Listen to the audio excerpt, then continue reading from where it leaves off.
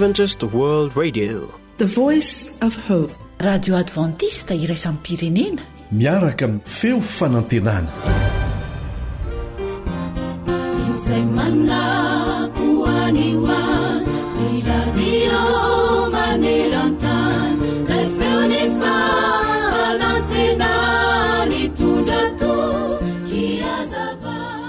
Indray andro ty tovavy anankiray dia niomana andeha hivoaka kely tamin'ny fiarakodia niaraka tamin'ireo namany roa vavy sy ireo sakaizany telo lahy. Talohan'ny nandehanandra zazavavy anefa dia izao no nolazaindreniny tamin'ilay zanany. Andriamanitra ne hiaro somba anareo ary hiaraka aminareo anaka. Rehefa nare izany ilay zazavavy dia toa ny ome sady noraisiny toy ny vazivazy zany tenindreniny izany, ary toa ohatra milaza n'ilay reny no adala mihitsy aza ny fietsiny. Avy eo dia izao no navalindra zazavavy andreniny hoe, neny a, efa feno be ny fiara mitondra anay e. Angamba raha mety amin'Andriamanitra dia any amin'ny kofra izy no mipetraka. Rehefa voalazany izany dia niditra ny fiara izy ary lasa. Taoriana kely izay nefa dia nisy lozam-pifamovoizana mahatsiravina ny tranga. Potika tanteraka ilay fiarakodia ary maty avokoa ireo rehetra tao anatin'ilay fiara. Tsy nisy fomba nahafahana namantatra ny endrik'ireo olona ireo afa-tsy ny akanjo nanaovany sisa. Tsy izy ireo niara-ny lozam-piarakodia ireo fa ilay zazavavy sy ny namany rehetra tao anaty fiara. Nahagaga nefa dia izao. Rehefa nosokafana ilay kofra tao anatin'ilay fiara izay potika tanteraka dia nisy atody anankiroa tao, izay tsy nahitana na dia kika na vaky kely monja aza. Tsy vaky ireo atody ireo, kanefa raha araka ny lozana azo ny fiara dia tokony ho potipotika tsy nisy niraisina ihany koa ireo atody anankiroa ireo. Raha toa mantsy mba niaino sy nandray ampitiavana ny afatry ny reniny ilay tovavy dia mety tsy ho toy izany ny hafaran'ny fiainany. Mety tsy nisy ratra na dia kely akory aza ny tsirairay tamin'izy ireo. Ary satria tsy nety nandray an'Andriamanitra ho namany sy hiara-mandeha aminy izy ireo dia izay ny hafarany. Koa satria tany amin'ny kofra nisy atody no nametrahany an'Andriamanitra dia ireo atody ireo no voaro. Eny ry havana, naiza lehanao? Ninona nataonao? Na tsara na sanatria ka ratsy koa aza dia maneke hiaraka mandeha amin'Andriamanitra. Antsoy mafy ny anarany dia ho hitanao fa hiaro anao tsy ho any amin'ny ratsy izy ary afaka hanalanao ao anatin'ny toe-javatra izay sarotra indrindra.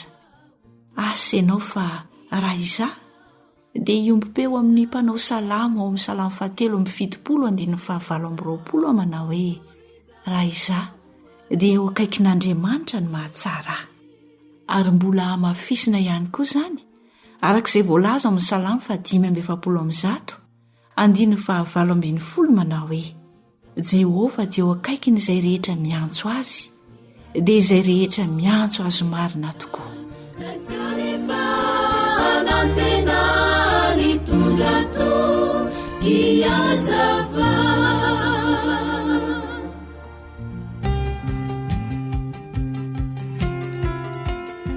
Sakafo mahasoa, mahasalama, mahavelona, atolotry ny feo fanantenana.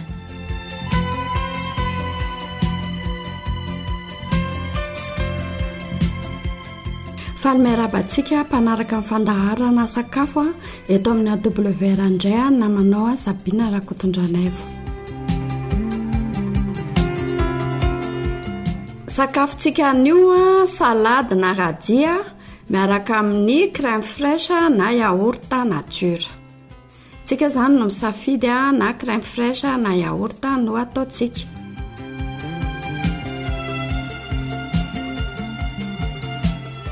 Inavera no ilaina amin'izany. Radia fezany anankiray, ny tahony sy ny ravina radia koa izany. Dia yaourt nature matavy na crème fraîche iray sotro lehibe. Afaka mampiasa moutarde iray sotro kely. ranomboasary makirana iray sotro lehibe, 2 sotro menaka, afaka ampiana sira, afaka ampiana dipoavatra.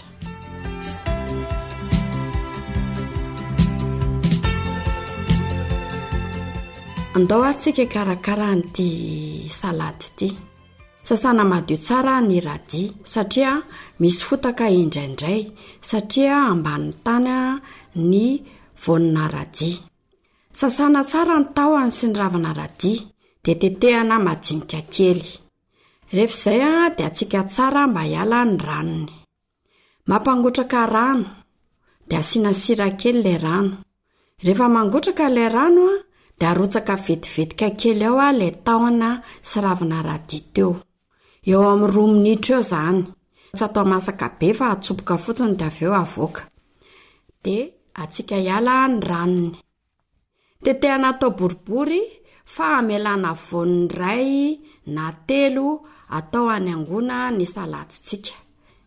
Potserina ny voasary makirana azahoana ny ranony. Afangaro ny menaka. Arotsaka koa ny moutarde, ny yaourt na crème fraîche, ampiana sira kely, ampiana dipoavatra raha ohatra ka tiantsika. Dia afangaro amin'ilay tahona sy ravina radis efa voatetika madinika. Somary kapohana amin'ny sotro rovitra mba hifangaro tsara. Rehefa izay dia maka lovia jobo na plat izay tiantsika. Dia atao anatiny ao ilay radis efa voatetika ary arotsaka ilay lasosy vita teo. Ilay lasosy vita teo izany dia ilay ranomboasary makirana, dia misy ilay moutarde, misy ilay crème fraîche na yaourt, misy ilay dipoavatra, misy ilay ravina radis sy ilay tahony. Afangaro tsara ilay izy. Alaina ilay radis, ilay najanona teo izany ilay anankiray na anankitelo. Dia somary voasana atao manao sarim-boninkazo. Dia iny no hanaingona an'ilay salady ao anatin'ilay lovia jobo na ao anatin'ilay plat. Alohan'ny anaovana an'izay nefany dia afangaro tsara mba hiditra any anatin'ilay radis izany ilay lasosy izay nataontsika teo.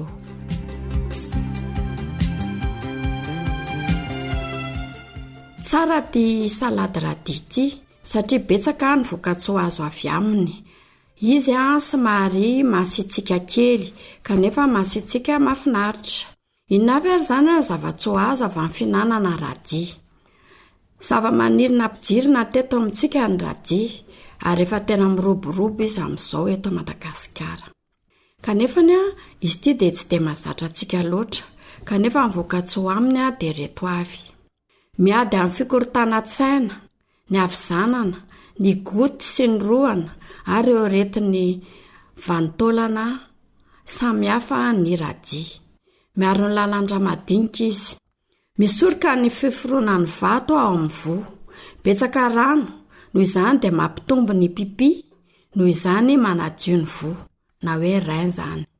Betsaka sofina ny radis. Sofina izany dia composé simika ilaina amin'ny fahasalaman'ny hoditra, ny volo, ny hoho. Miaro amin'ny homamiadana ihany koa izy. Manampy ny vatana hanala ireo pozina rehetra ny anatin'ny vatana any. Mampitony ny olana any amin'ny vésicule biliaire sy ny aty izay indraindray ny tsy fahalavorarian'ny fahasalaman'ireo tovy ireo no anisan'ny fototra mahatonga ny fahanterana mialohan'ny fotoana ny vatana. Ny fihinanana radis izany no misoroka izany. Manan-karena potasioma ny radis. Singiray mahatsara ny fiasan'ny fo. Misy kalsioma ihany koa, misoroka ny ostéoporose. Misy vitamine C miaro amin'ny maso, ny fiketronana mialohan'ny fotoana. Ao ny karazana vitamina B1, B2, B3, B6, B9 na acide folika. Misy provitamine A na ilay atao hoe carotène, vitamine E. Indrindra ireo vitamina rehetra hita ao amin'ny radis dia tena manatsara tokoa ny hoditra.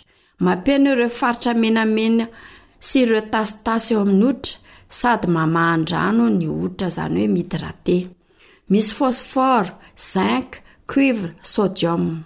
Manan-karena fibra alimentaire miaro amin'ny fitohanana na constipation. misy selenioma manatsara ny sistema immunitaire ihany koa ny radia. Tsara ho fantatra, raha te hitahiny maritra ny radia dia atao anaty rano izy, ka ny ravina no atsopoka ao anaty rano dia ny voany atao ambony, izany hoe tsy moloka izany. Tsalona rano ny voany, afaka tehirizina mandritry ny herinandro izy amin'izay, solosoloana matetika ny rano. Izao nefany, mila fitandremana ihany ny finanana radia satria mitarika fivalanana sy mamaivay anaty vavony ny finanana azy be loatra. Zara raha mandaitra ary tsy mahavita ireo asa andrasana aminy ny radia raha andrahoana. Izany hoe tsy andrahoana mihitsy izany radia fa hohanina manta foana. Misy karazany radia, ao ny radia mena, mavokely, radia fotsy ary radia mainty. Tsy dia mahazatra antsika loatra mihinana radia, kanefa dia apresiantsika hihinana azy satria tena mahasoa tokoa izy ity.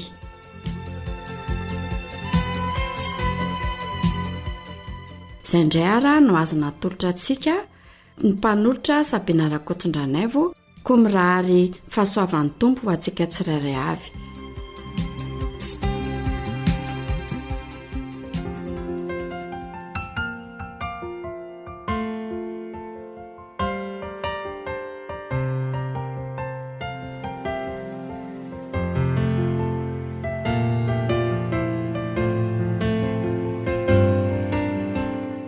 Celeste Mandroso.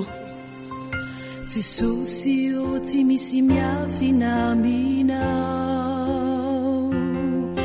neritreritra rehetra sy ny fisainako mianjahanjy ho anatrehanao ny fipetrako sy ny fitsangako tsy midrikao noho ny anaranao. Jesosy o tsy misy miafinamina neritreritra rehetra sy ny fisainako mianjahanjy ho anatrehanao ny fipetrako sy ny fitsangako tsy mendrikao noho ny anaranao. Mamedrafo amiko mamelany fahotako fa malemy misy osao milany fanatiofanao.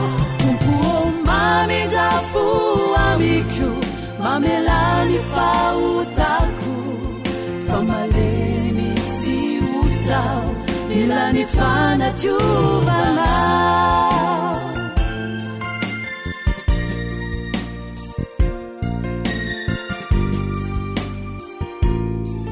Radio feo fanantenana.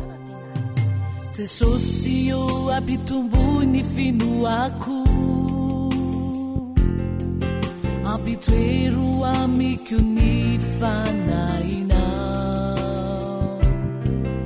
omeo ainy fahendrenako anarako ny lalanao mba ho araky ny sitraponao. Jesosy o ampitombony finoako ampitoero amiko ny fanahinao omeo ainy fahendrenako anarako ny lalanao mba ho araky ny sitraponao. Tompo mamedrafo amiko mamelany fahotako fa malemy misy osao milany fanatiofanao. Tompo mamedrafo amiko mamelany fahotako fa malemy misy osao milany fanatiofanao. Mamedrafo amiko mamelany fahotako fa malemy misy osao milany fanatiofanao.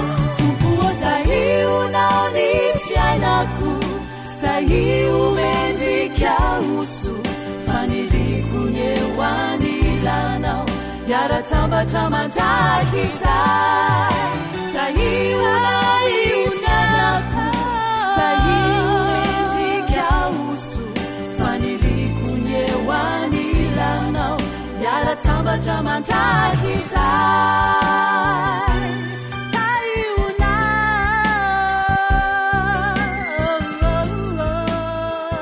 difianako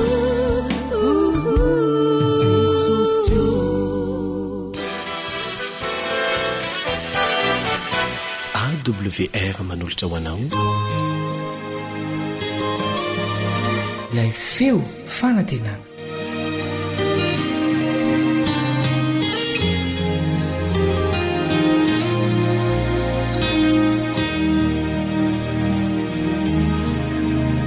manasanao hiara-mianatra ny tenin'Andriamanitra aminao namanao kalebandretsikivy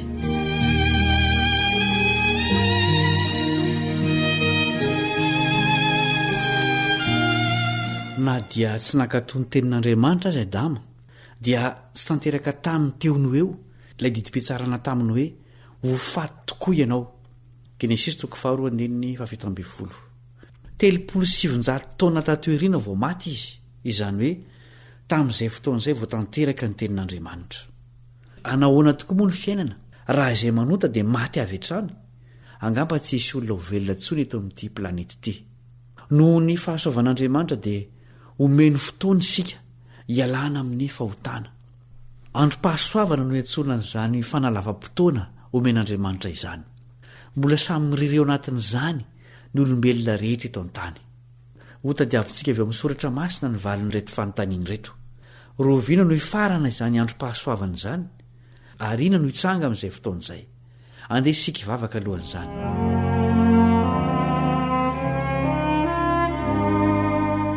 Rainay izay ny an-danitro, mangataka ny fanahinao izahay, anazava sy taridalana anay amin'izao fandinianay ny teninao izao. Ampio izahay ho mpakatony teny fa tsy ho mpiainy mpanadino. Amin'ny anaran'i Jesosy, amen.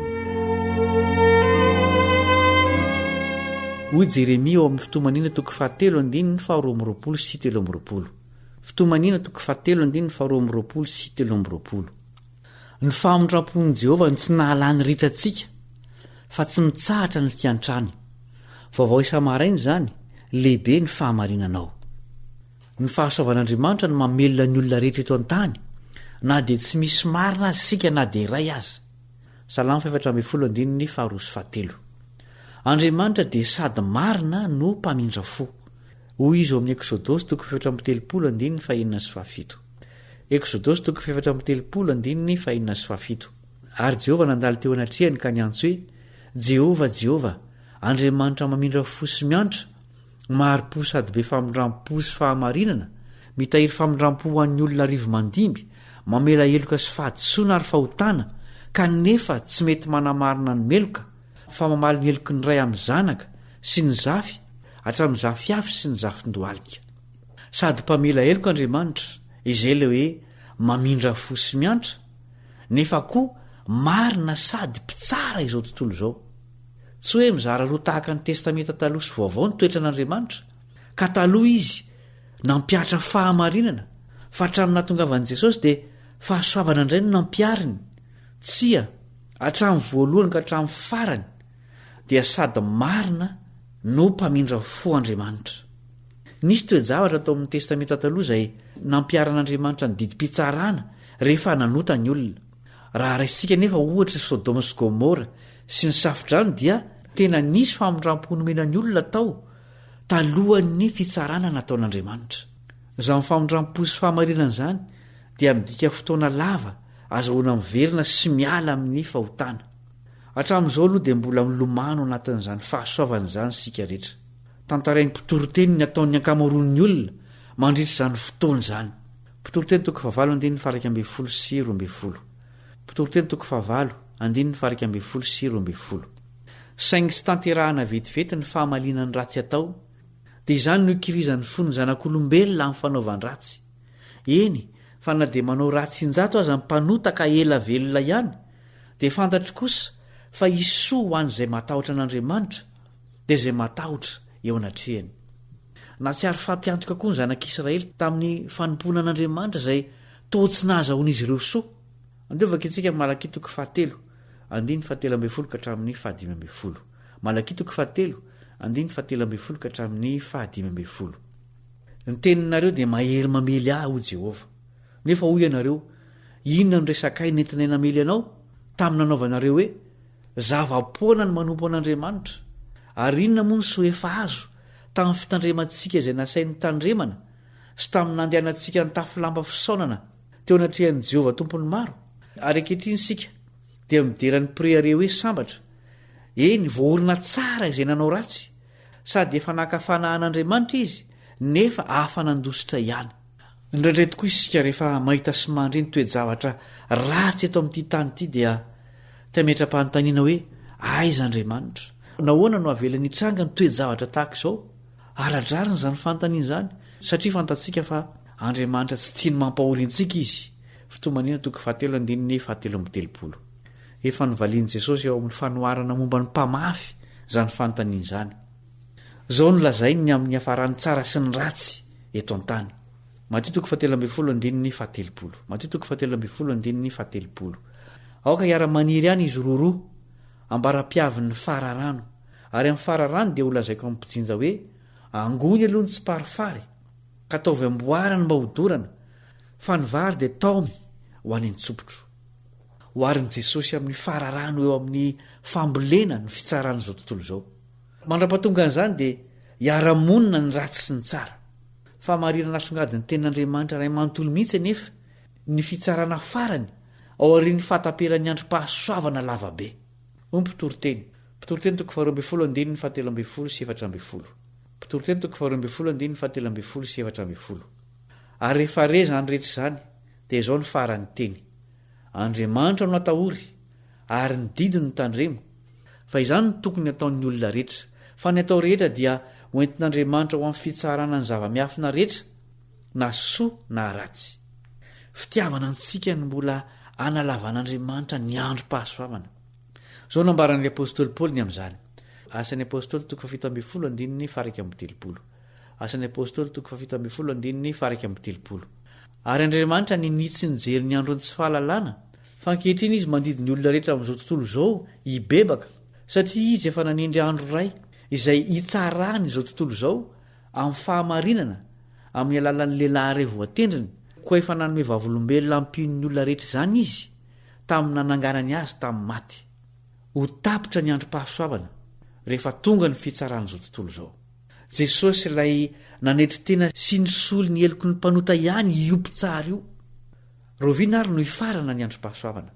Ny fahafatesana dia midika ho fifaranan'io fotoana io ho an'ny tsirairay. Mazava mantsy ny ambaran'ny Baiboly momba ny maty.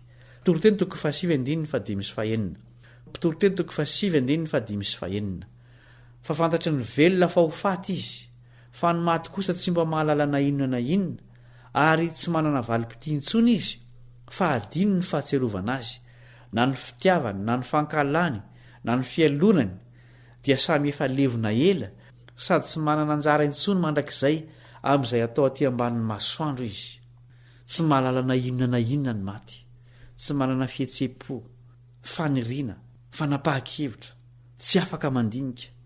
Arak'izany dia tsy mifanaraka amin'ny tenin'Andriamanitra koa ny vavaka ataon'ny velona mba hiovan'ny maty.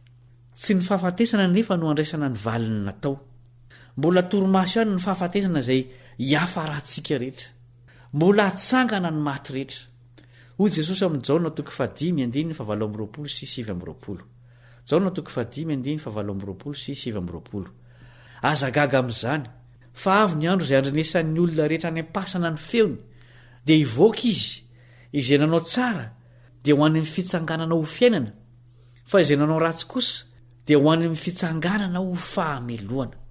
Amin'ny fotoana io no andraisan'ny olona rehetra ny valinasany dia na fiainana mandrakizay na fahafatesana mandrakizay. Roviana kosa no hifarana ny androm-pahasoavana ho an'ny olona rehetra. Andovaka itsika ny Apokalipsy 5:1.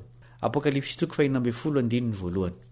Ary nareo feo mahery avy tao amin'ny tempoly aho, nanao tamin'ny anjely 7 hoe: mandehana, aidino amin'ny tany ny ao amin'ny lovia 7, feno ny fahateziran'Andriamanitra. fantatra aminy hoe loza fito farany reto loza avy amin'andriamanitra reto tsy mba loza toy ny fahita amin'izao fotoan'izao izy ireo fa hafa mihitsy satria ny tany manontolo no hotratrany ny fanomboan'ireo loza ireo no mariky ny fiafaran'ny androm-pahasoavana ho an'ny olombelona rehetra tapitra eo ny fotoana azo ny alana tamin'ny ratsy sy ny fidianana ny tsara efa manomboka mandray ny valiny nataony olona rehetra amin'io fotoana io ny vaovao mahafaly anefa dia tsy ny olona rehetra no tratra n'ireo loza ireo hoy ny andinin'ny faharoa ary ny voalohany nandeha dia nampidina ny tao andoviny tamin'ny tany dia nisy vairatsy sady mampahory tamin'ny olona izay nanana ny mariky ny bibidia sy ny ankohaka teo anatrehan'ny sariny izay tsy nanana ny mariky io dia tsy tratra ny loza ny safidy sara hanaraka ny marina nandritra ny androm-pahasoavana no nahavoaro azy ireo miantso antsika Jesosy anararoatra ny fotoana mba hisarahana amin'ny fahotana sy velomana amin'ny fahamarinana tena ankasitran'Andriamanitra ny iverenantsika aminy amin'izao androm-pahasoavana izao hoy izy amin'ny alalan'ny apôstôly Paoly Korinthianina 4:9 Korinthianina 4:9 tamin'ny taona fankasitrahana no nienoko anao ary tamin'ny andro famonjena no namonjeko anao indro ankehitriny andro fankasitrahana indro ankehitriny no andro famonjena hivavaka isika rainay izay ny an-danitro misaotra noho ny androm-pahasoavana lavainao azahoanay miverina aminao ampio izahay anararoatra ny fotoana omenao anay mba hihavanana aminao sy hanarenanay ny tsy mety tamin'ny lasa ampio koa izay tsy ankohaka afa-tsy aminao mba ho isan'ireo voaro amin'ny andro farany tehirizo amin'ny fahatokinanao izahay eo ampiandrasana ny iverenan'i Jesosy eny amin'ny raony lanitra amin'ny anarany no angatahanay izany vavaka izany amen.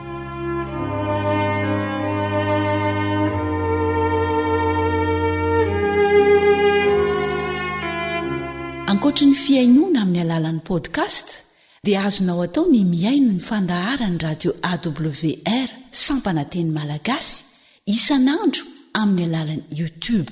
Feo fanantenana.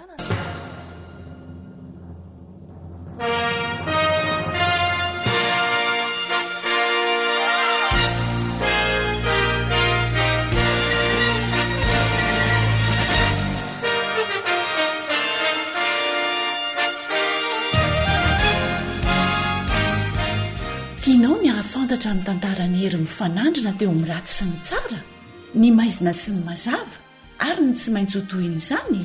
Tsy maintsy mpandray anjara amin'izany zaho sy ianao, na fantatrao izany na tsia. Manasanao ary hamaky ny boky hery mifanandrina, efa misy koa ny rakim-peo mirakitra izany no maniny feo fanantenana ho anao. Mandefa ary SMS amin'ireto laran'ny telefonina ireto 034 06 797 62 033 84 313 37 032 75 379 74.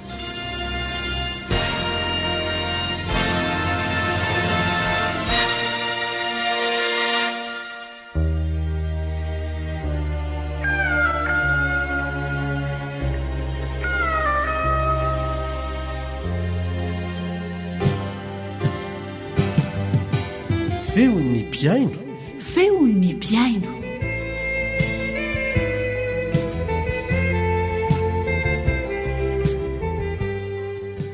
Dia tonga indray ao anatin'ny fandarana feon'ny piaino isika hiarabana ny piaino rehetra naizanaiza misy azy na miaino ty fandarana ity amin'ny alalan'ny radio FM ianao ny onjapeo FM na miaino zany amin'ny alalan'ny onjapeo mahatakadavitra onde courte na miaino an'izany amin'ny alalan'ny Facebook na ny YouTube na koa miaino zany amin'ny alalan'ny podcast dia fifalianao anay ny miarabanao tompoko fa ry tafahoany eto indray isika. Anaraka fijoroano vavolombelona avy aminao piaino avy amina matsika piaino isika avy amina mpampianatra izy reto fa milohan'izay dia misy teboka vitsivitsy tiana horesahana amintsika piaino. Voalohany indrindra dia miangavy anao izay mba hizara fijoroano vavolombelona mivantana aty aminay amin'ny alalan'ny laharana telefona zay omena ianao. Azonao atao no miteny fotsiny amin'ny alalan'ny SMS hoe tejoro vavolombelona tompoko dia azonay antsoina ianao. Azo atao koa no mandefa an'izany amin'ny alalan'ny mailaka, adresy mailaka zay omena ianao.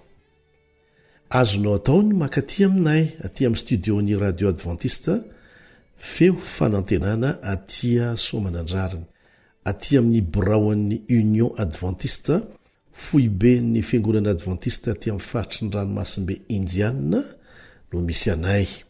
Raha vao tonga fotsiny eo amin'ny vavahady ianao dia mandalo amin'ireo mpiandraikitra ny sécurité dia azony izy ireo atoro anao ny toerana makaty aminay. Indraindray ampitondrayntsika olona izy ireny. Tsy maninona nosoratantsika taratasy saingy antsoa ihany zahay anamarinanao hoe tonga ty ilay izy sa tsy.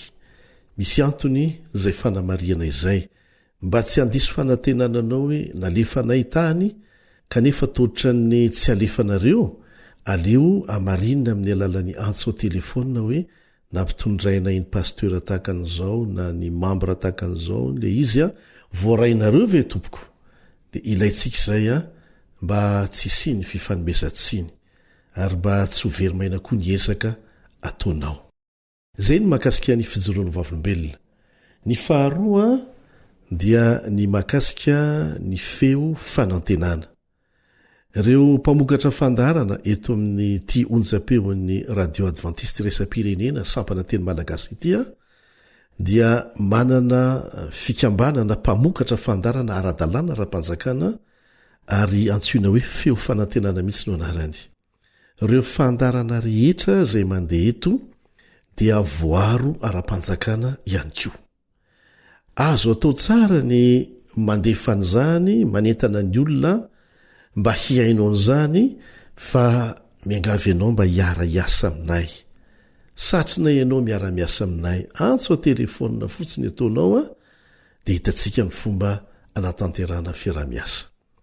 Misy koa ireo fiofanana izay nomen'ny radio adventiste iraisam-pirenena taty Madagasikara. Marobe ny fanandray fiofanana. Fanaontsika malagasy ary mahamenatra izy ity kanefa tsy maintsy resahana satria ilaina ny manitsiny tsy mety. Mangalatra ary mamadika n'ireny fiofanana ireny ataony amin'ny anarany na anaovany tèze amin'ny fianarana izay ataony. Halatra no ilazana an'izany, plagiat no ilazana an'izany. Ary raha tratra amin'izany ianao dia tsy mahazo mianatra intsony mandra-pahafatinao. Mampigadra koa izany zavatra izany. Ka rehefa te hampiasa n'ireny fitaovana nampiasaina tamin'ny fanofanana nomen'ny AWR ireny ianao dia miaraha aminay, miresaha aminay fa azo atao tsara ny fiaraha-miasa. Tsisy olana mihitsy. Indraindray dia misy mamoaka n'ireny ao anatin'ny boky izay avoakany kanefa na izy aza tsy mahay akory ilay fiofanana natsofiny ao anatiny. Izany zavatra izany sady mamenatra no mampanongo tena hoe fa maninona no manao an'izany isika. Fa azo atao tsara ny mifanaraka amin'ilay fiaraha-miasa. Azo atao tsara izany. Misy ampahany amin'ireny fiofanana ireny voasoratra ao anatin'ilay boky tianao ampiasaina. Azonao atao ny hera ty aminay. Fa misy dia maka an'izany sady tsy mihera no tsy lazainy mihitsy hoe taiza ny sorsa na azony azy. Ka eto izany zahay dia miangavy antsika hanaja ny lalàna velona mifeha an'izany fomba fiasa izany.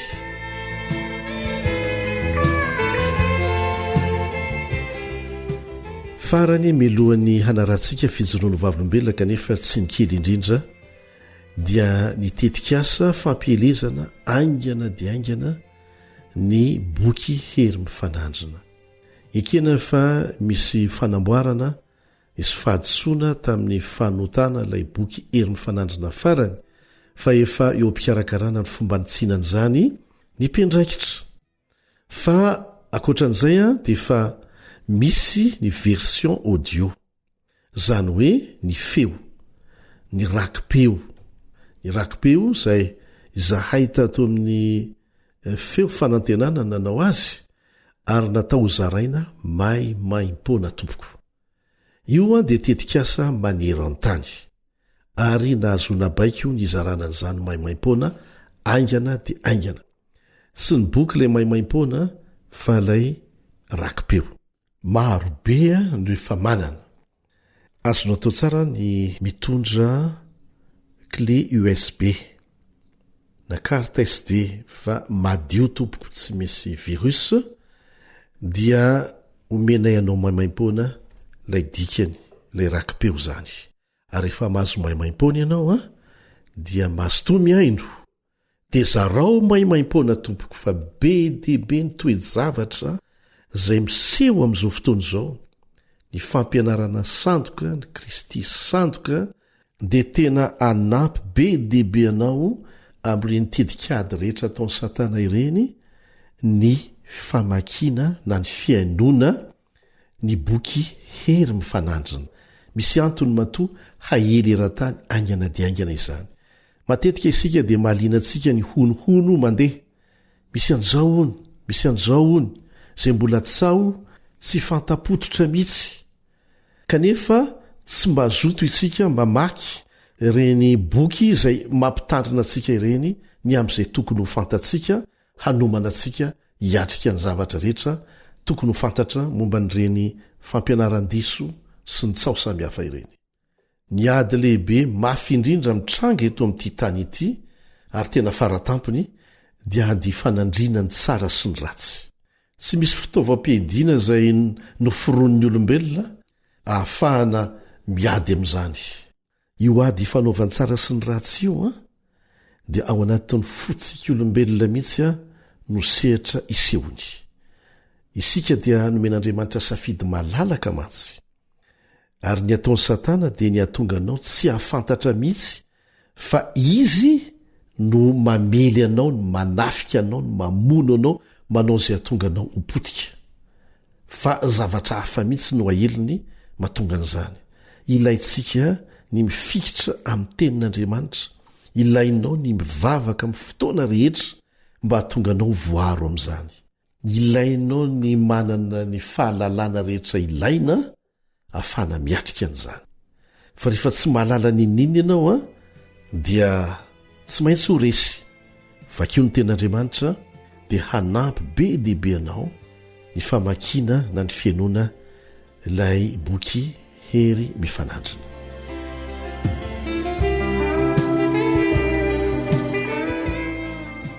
Zay no ela fa manasanao zay mba hankafy ity fijoroano vavolombelona ity.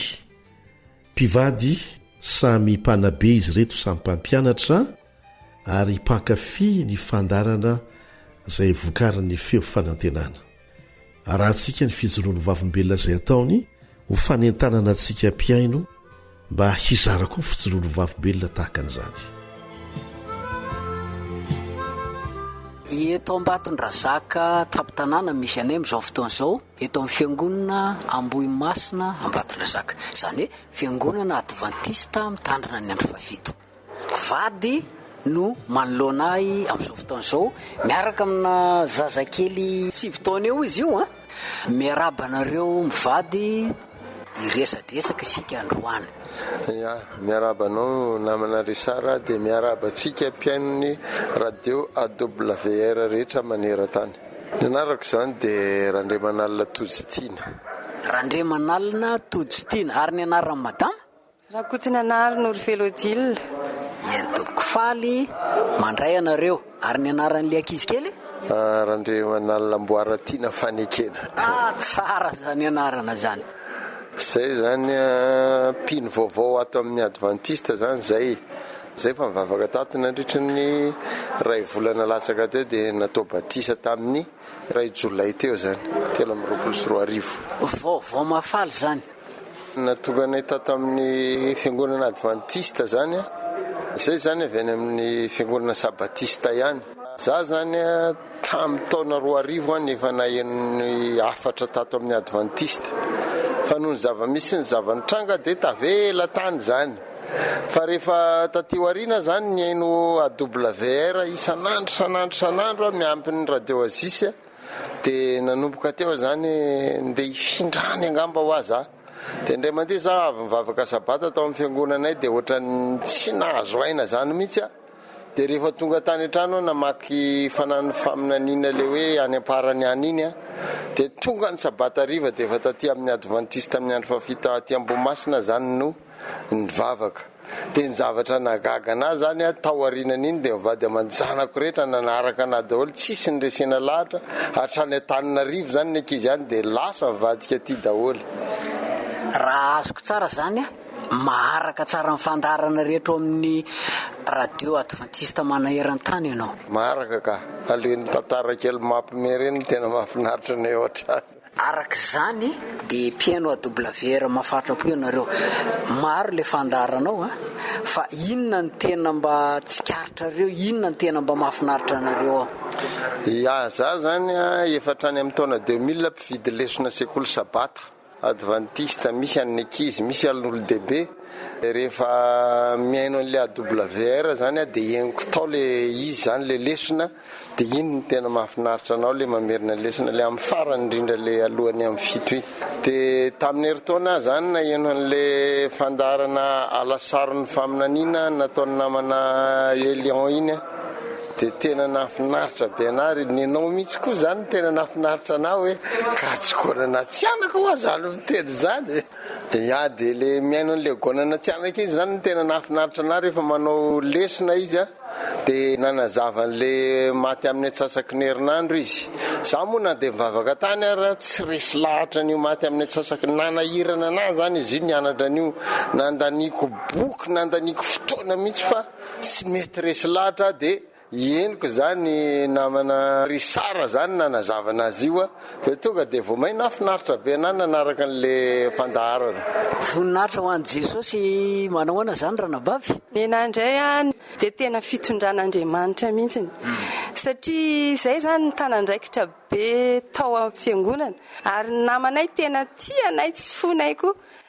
Dia tena ozy izy hoe sarotra dia sarotra ny fomba marina zany zay efa nahaino radio, za koa zany manana radio koa ny fiangonanay taloha fa rehefa nanodikodina ny radio io andray andro dia nahazo onde anankiray nisy an'le hoe Lion Ndrenitantsoa dia nihaino an'ilay zavatra nataotao dia misy mahafinaritra be neo amin'ny radio mantson'le vadiko zany dia izy koa manasa lamba dia mihaino nisy no ataoko. Dia avy eo fantatra zany hoe adventiste le izy tena tsara ho any fanabeazanao amin'ny adventiste par rapport amin'ny tao aminay dia zaho maniry hoe fa amin'ny fomba ahoana.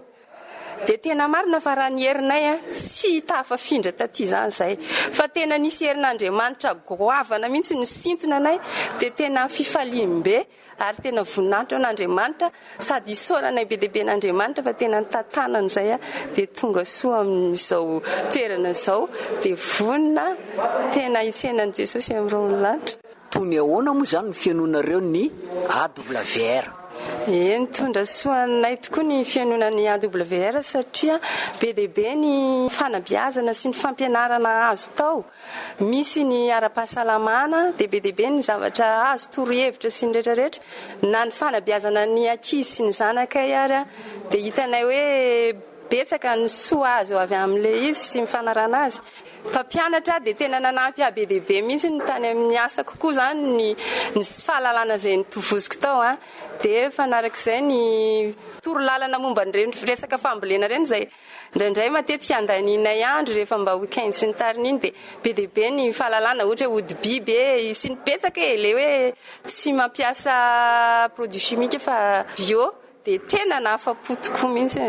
Zay ny amin'ny madama manao kosa ny rahalahy tojo. Ninahy zany tena mahafinaritra anahy le resaka fahasalamana le ataon'ny dokotera Iva iny zany efa hatramin'izay mihitsy dia nanova ny fiainako mihitsy zazo lasa hanina hoaniko ary novako daholo mihitsy tao anatin'izay zany niova be mihitsy dia eo amin'ny fomba fiatrehana ny fiainana andavanandro ny fiatrehana ny asa aman-draharaha zany eniko tao daholo zany ny fomba fiainana rehetrarehetra koatrany hoe soratra masina ara-panan'le izy zany hoe tsy maty antoka mihitsy ianareo a tamin'ny fianonanareo ny AWR tsy maty antoka zao raha tonga ty ampiangonana e tsy maty antoka fa tena nahazo tombontsoa be da be mihitsy ny fisaorana an'Andriamanitra ihany anetanako an'ny mpiaino AWR zany teo Jesosy hoe ny ondriko izy miain'ny feoko ary izy manaraka ka ingany tsika mba tsy hainy fotsiny fa tena anapa-kevitra manapa-kevitra dia manaraka ny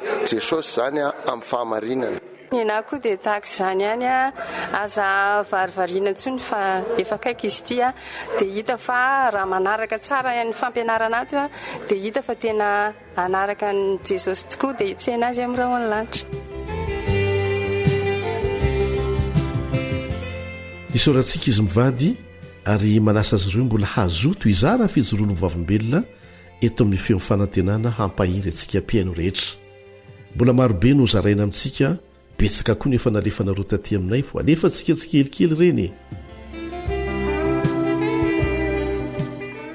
raha misy fanontaniana tonga ao an-tsainao na misy antombavaka angatahanao amin'ny fotoana rehetra na koa misy fijoroana ho vavolombelona azonao zaraina dia manondrata amin'reto adresy manaraka reto page Facebook feo fanantenana na ny laharany finday 034 06 797 62 032 75 379 74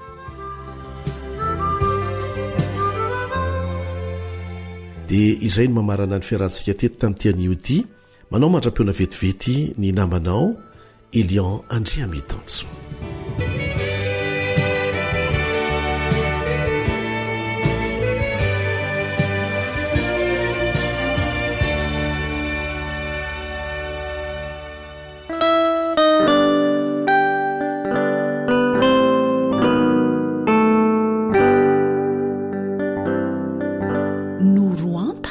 Tsapako itako fafity udury ao aminao nataona uai riray rifanay heri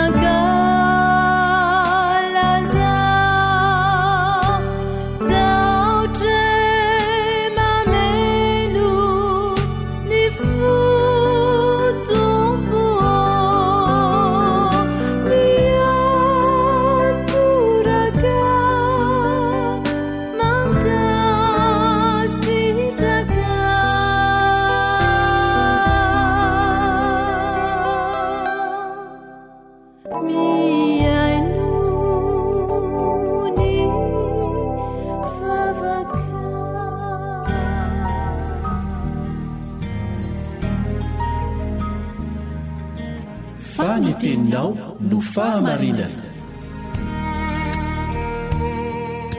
taridalana manokana fianarana baiboly avoaka ny fiangonana advantista maneran-tany iarahanao amin'ny radio feo fanantenana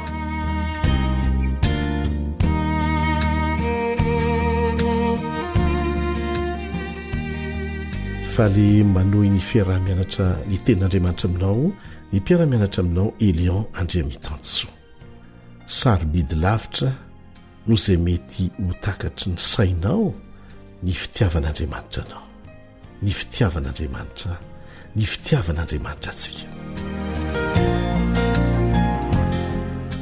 tsy azontsika refesina amin'ny fomba hifankatiavantsika olombelona mihitsy ny fomba hitiavan'Andriamanitra antsika ary na isika olombelona aza dia mahatakatra amin'ny ampahany izany fahasamihafana izany araka ny fahitantsika tamin'ny fiarah-mianatra teo aloha dia tsy misy olona na iray aza na mpanota manao ahoana izy na mpanao ratsy toinina azy izy a ka tsy tian'andriamanitra na ny famongorana ny ratsy fanazany e dia ireo olona izay nifidy ny anao ny ratsy hiaina mifaratsiana ny famongorana azy ireo amin'ny farany dia mbola vokatry ny fitiavan'andriamanitra azy ireo ihany satria nge tsy mitondra fiadanam-po azy ny faratsiana hiainany ka sady hanimba azy zany a no hanimba ny hafa ary tsy maintsy foanana raha teo ny faratsiana sy ny vokany fitiavana daholo zany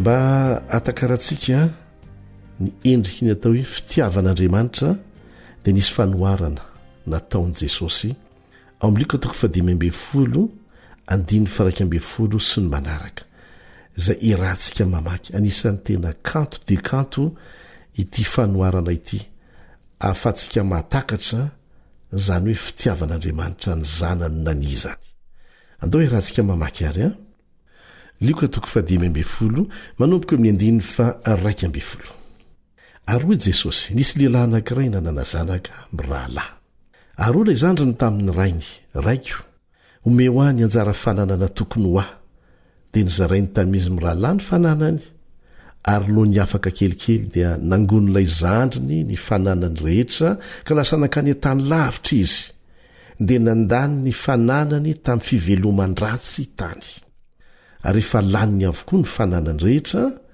dia nisy mosary mafy tamin'izany tany zany ka nahatra izy dia nandeha izy ka niankina tamin'ny tompo-tany anankiray tamin'izany tany zany ary dia nirahany tany an-tsahany hiandrin-kisoa ary satriny hameny ny kibony tamin'ny voankazo fihinan-kisoa fa tsy nisy nanome azy ary ranodiny sainy dia hoy izy indrisy maro ny olona karamainy raiko manana sakafo be dehibe fa izaho kosa maty mosary eto iainga aho dia ody any amin'ny raiko ka hanao aminy hoe raiko efa nanota tamin'ny lanitra sy teo anatrehanao aho ka tsy miendrika ny atao hoe zanaka ho intsony fa ataovy tahaka ny anankiray amin'ny olona karamainao aho dia niainga izy ka nankany amin'ny rainy fa raha mbola lavitra izy dia tazandrainy ary onena azy izy ka niazakazaka dia namihina ny vozony sady nanovoka azy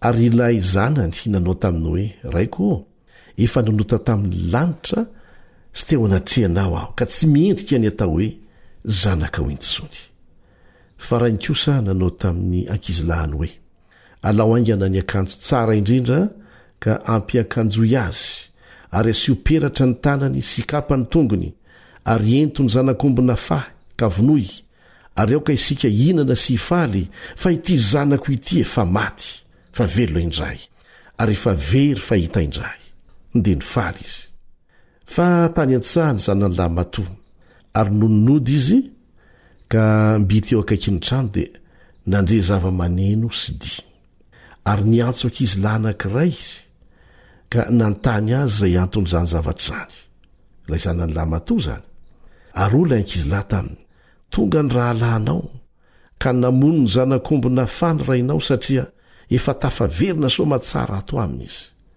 dia teritra izy ka tsy nidiniditra ary nivoaka rainy ka nampandroso azy fa izy namalika nanao tamin'ny rainy hoe indro zay edrzay aho no efa nanompo anao ka tsy mbola nandika ny didinao na dia indray mandeha akory aza ny fizaho tsy mba nomenao na dia zanakosy aza mba hifaliako amin'ny sakaizako fa raha vo tonga kosa io zanako io izay efa nandany ny fanananao tamin'ny vehivavy janga dia namono azy ny zanakombona fay ianao ary ho ny rainy taminy anaka ianao eto amiko mandrakariva ary anao avokoa izay rehetra ananako fa mety ny mifaly sy miravoravo fa ity rahalahinao ity efa maty fa velona indray ary efa very fahita indray manampy antsika atakatra ny fitiavan'andriamanitra ity fanoharana nataon'i Jesosy ity maditra ilay faralahy mpirahalahy mory zareo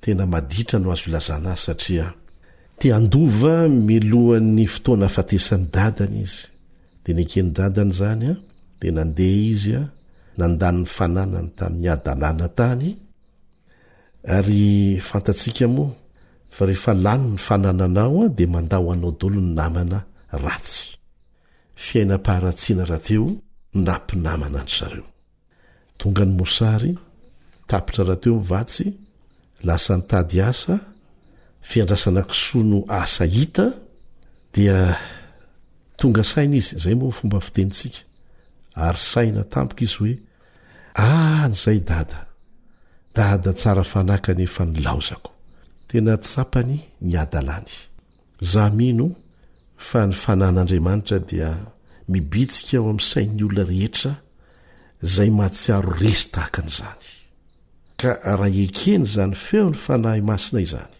zay mibitsika aminy tahaka ny nataony tamin'ity tovolaty hoe miverena fa mbola vonina andray anao ny dadanao dia tahaka n'izany mihitsy no ataon'Andriamanitra amintsika na dia fa lasa lavitra dia lavitra azy na dia fa niaina tamin'ny faratsiana faratampony azy ianao mety mandrian'izao fandaran'izao ianao tsy tonga ho azy ao antsofinao zany antso ataon'Andriamanitra aminao miverena amin'ny amin'izao mahainao anao zao aza miandry ny ho tsaratsara kokoa fa tsy ho hainao ny ho tonga tsara kokoa raha misaraka amin'Andriamanitra ianao miverena amin'izao mahainao anao zao ty zanakadala ity dia tsy niandry ny ho tsaratsara kokoa fa tao anatin'ny akanjo efa rotodrotika ny vatana efa mahia ny endrika efa niova mihitsy satria efa simba ny adalàna sy ny fahantrana tsy niandro ho tsaratsara kokoa izy na nitady akanjo tsaratsara kokoa azy fa lasa izy avy dia niverina fa ilay ray na dia fa niova endrika tanteraka azy ilay zanany lasa mahatra tanteraka dia tadidiny foana hoe zanany io tadidio fa na lasa lavitra toyina azy ianao tena lavitra dia lavitra ary tsy misy olona itsony afaka miatra anao fa zao dolo ny teneny olona noho ny adalàny avelao izy tahaka an'izao lay rainao zay ny an-danitra mbola afaka mandray anao rehefa tapa-kevitra ny iveriny ianao dia vonina ny andray anao izy mangatà famelan-keloka tsotra fotsiny zany tsy mila olona mpanelanelana ianao sy Andriamanitra mivantana mangatà famelan-keloka dia mangatà fanovana fa anova ny fonao izy ho tonga olom-baovao ianao ary izy anao namboatra ny fiainanao ho afaka manomboka fiainana vaovao mario tsara fa raha mbola lavitra lay zanany dia taza ny rainy tsaronona ny fandehany na ny fietsiny misy mbola tsy niova izany zanany io dia fantany dia niazakazaka izy itsena azy aza matahotra ny verina raha miantso anao ny fanan'Andriamanitra amin'izao fotoana izao hamerina anao ho any amin'ny trano ny rainao tsy mandatsa izy ary vonina merina anao amin'ny fiainana vaovao fa ny mampalahelo moa teo amin'ilay tantara dia teritra lehilahy matoa zay voalaza eto fa dia nanaja foana ny didiny dadany nakatò foana ny fandaminana tao an-trano tao kanefa dia zao ve ny fomba andraisan'ny dadany ity zanaka adala ity mafinaritra nefa ny fananarana nataon'ny dadany azy ty zanako ity ty zandrinao ty dia fa maty fa velona indray toy ny maty mihitsy nge ny olona zay lavitra an'Andriamanitra efa very fa hita indray andaontsika hifaly tian'Andriamanitra isika ao amin'ny fiangonana raha mandray ireny olona nani ireny lavitra an'Andriamanitra ka tonga miverina ao amin'ny fiangonana ho raisitsika mpitiavana anaovana fety mihitsy azy zany lesona lehibe nomenantsika maneho ny fitiavan'Andriamanitra ary tian'Andriamanitra koa isika haneho zany fitiavany antsika izany amin'ireo namantsika indrindra feo ireo namantsika zay niemotra ka tonga miverina amen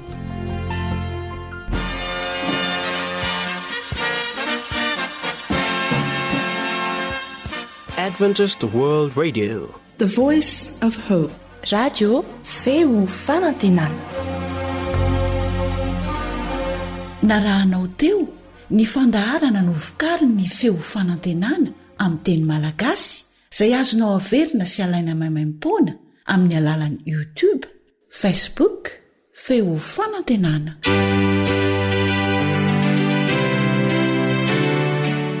mirary 420 ora finaritra ho anao ny awr.